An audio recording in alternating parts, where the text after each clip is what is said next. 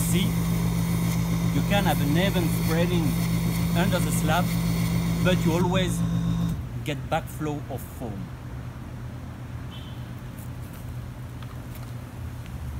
Here you see.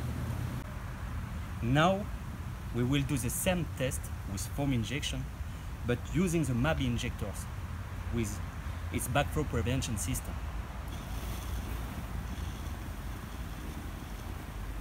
As you can see, the foam is trying to find a way to escape, but cannot go from the next hole or the holes you are injecting. It's an even spreading of the chemical under the slab.